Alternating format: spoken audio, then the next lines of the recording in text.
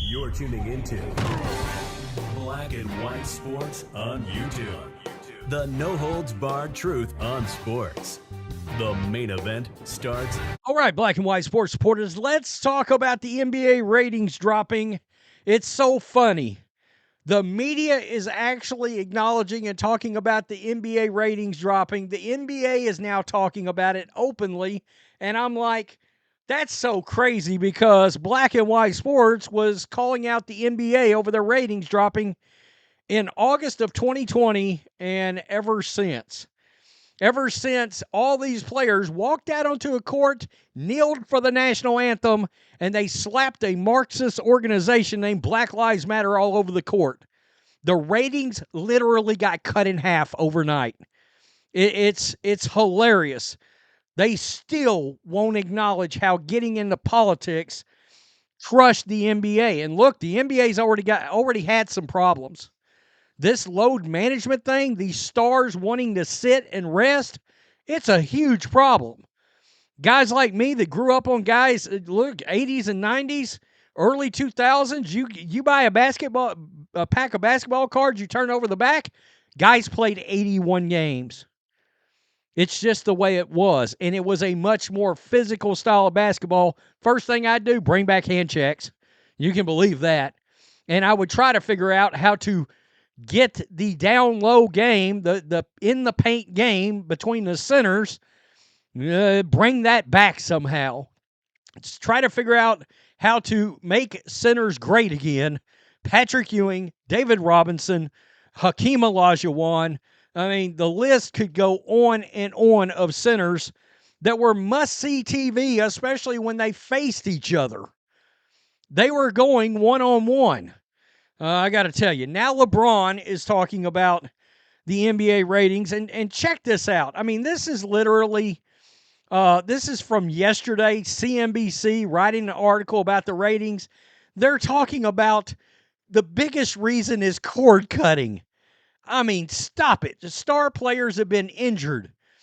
Really, are we rushing to a television to watch somebody called a Chet Holmgren? Really? Zion Williamson? There's nobody missing him. Yeah, it's a joke. You've got to be kidding me. They're going to blame the Netflix and the NFL. Well, can you explain to me exactly what happened for the 3 years prior to that? No, not going to. LeBron and Magic Johnson have come out and commented on the ratings. I do think there's something to what Magic's saying. I mean, this is hilarious, but let's listen to LeBron. We got to do something. Obviously, the last couple of years have not been a great All-Star game that Sunday night. But I mean, listen, it's a bigger conversation. It's not just the All-Star game. It's our game in general. Our game is it's a lot of fucking threes being shot. Mm-hmm. So it's a bigger conversation than just the All-Star game. What do you want to? I can't do that today. Not in Sacramento. Sacramento, I love you guys, but you can't give you this conversation today. It's just a bigger conversation. Okay, well, here's the problem with what LeBron is saying. LeBron is literally the example, the main reason the league is alive. All right? The main reason. He was the culprit. He went out there and made so many political statements. Look, I know NBA fans that have said two things, including myself. I will never watch again as long as Adam Silver is commissioner and LeBron James is still playing. All right? Yeah, I've seen people actually run their mouth about David Stern. He would have stopped nonsense on the spot before it even happened. And LeBron's comments right now are getting him crushed. John Rich, literally on here, one of the first comments. This is another thing. The relationship between the NBA and China. When the league acts like it cares more about international entities getting fed than American fans, you got a problem. And everybody can notice it. Everybody can see it. I mean, too many threes, it's hurting. It is. But they got some deeper issues. And they won't acknowledge it. And that's making things worse. Maybe it's because the NBA is working for communist China. Maybe it's because we've all seen James with his hand signals before the game. Maybe it's because they plastered social justice emblems all over the court. Nah, it's because they shoot too many threes. Got it. There's problems. There are real problems.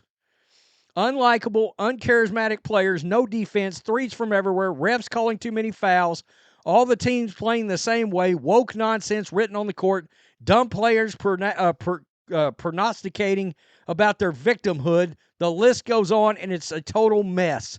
Make no mistake. That's absolute. Those are facts right there. I know people that actually still watch the NBA will bang the drum and swear up and down that the social issues didn't cause a problem. Horse shit. We watched it happen literally in real time. The ratings went from this, and they literally got cut in half. How they thought about maybe not platforming players who are racist against white fans. How about not attacking America and the flag? The disrespect of America was a real issue and is a real issue. Now LeBron's got another issue. You see this right here. Ain't no party like a Diddy party. Yeah, it's a problem. They got a real problem. Ain't no party like a Diddy party. You see that first part right there. There's LeBron in his little pink tutu. It's a problem, folks. Maybe people would watch if he played in his favorite uniform. And people are not just dragging LeBron over that. It's got problems all the way across the league. The lack of defense, players resting, all of it. Yeah, LeBron, that's it. Disrespecting 90% of the paying audience has nothing to do with it.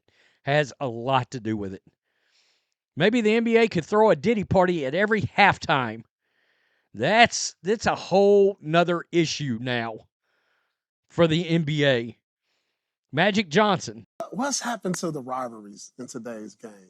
Like, I mean, they don't hate each other. That's they don't like. See, I hated Larry and every Celtic. I really don't like you, but you're my little brother. Now I love you because you. Paul played for the Celtics.